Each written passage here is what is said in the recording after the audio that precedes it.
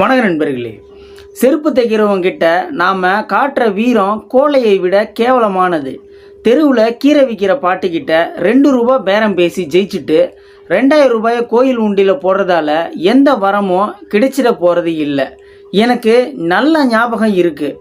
சுமார் 8 வருஷத்துக்கு முன்னாடி நான் ஒரு முறை பேங்க்கில் லோன் கட்ட போயிருந்தப்ப நடந்த நிகழ்வு தான் இது. ஒருத்தர் 70-75 வயசு இருக்கும். பார்த்தா விவசாய கூலி வேலை செய்கிற ஒரு மாதிரி இருந்தார். கையெல்லாம் காய்ச்சி போயிருந்தது.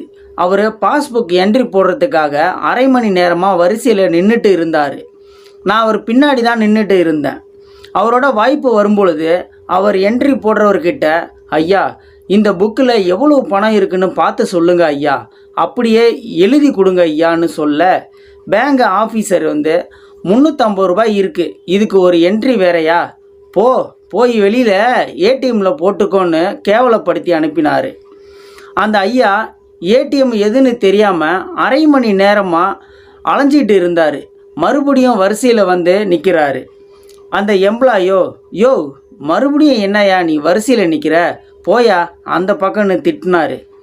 அவர் என்ன சொல்கிறதுனே தெரியாமல் திருன்னு முழிச்சிக்கிட்டு இருந்தப்போ செக்யூரிட்டி வாங்க ஐயான்னு நான் போட்டு தரேன் கூட்டிகிட்டு போனார்.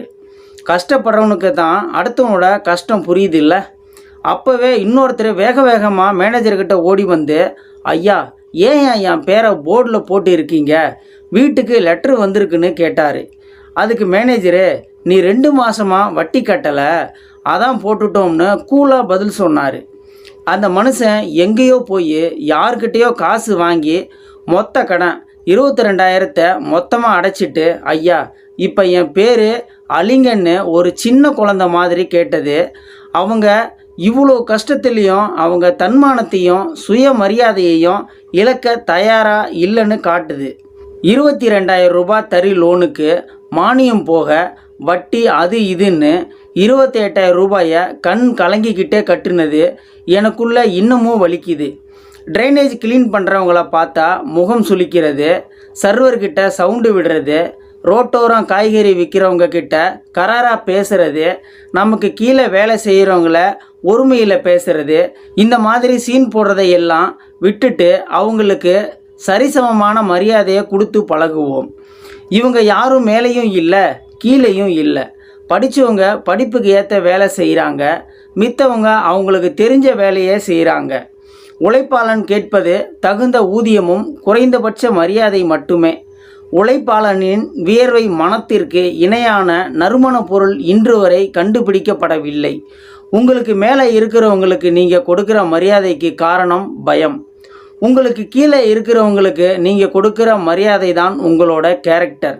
என்ன வேலைன்னு எல்லாம் பார்க்காம வேர்வை சிந்தி உழைக்கிறவங்க எல்லாருக்கும் மரியாதை கொடுத்து பழகுவோம். முடிஞ்சால் அவங்களுக்கு தேவையான உதவிகளை செய்வோம். நம்மக்கிட்ட அதிகாரம் இருந்ததுன்னா அதை வச்சு இல்லாதவங்களுக்கு என்ன பண்ணி அவங்க வாழ்க்கை தரத்தை உயர்த்தலாம்னு யோசிப்போம். உழைப்பாளர் தின நல்வாழ்த்துக்கள். இந்த வீடியோ பார்த்துட்டு இருக்கிற நண்பர்களே, இந்த வீடியோ பிடிச்சிருந்தா ஒரு லைக் பண்ணிக்கோங்க. இந்த வீடியோ முடிஞ்ச அளவுக்கு மற்றவங்களுக்கும் ஷேர் பண்ணுங்கள். இந்த வீடியோ பற்றின கருத்துக்களை கீழே இருக்கிற கமெண்ட் செக்ஷனில் மறக்காமல் சொல்லுங்கள். இது போன்ற வீடியோவை நீங்கள் பார்க்கணுன்னு நினச்சிங்கன்னா நம்ம சேனலை சப்ஸ்கிரைப் பண்ணிக்கோங்க. மறக்காமல் பெல் சிம்பலையும் கிளிக் பண்ணிக்கோங்க. நன்றி, வணக்கம்.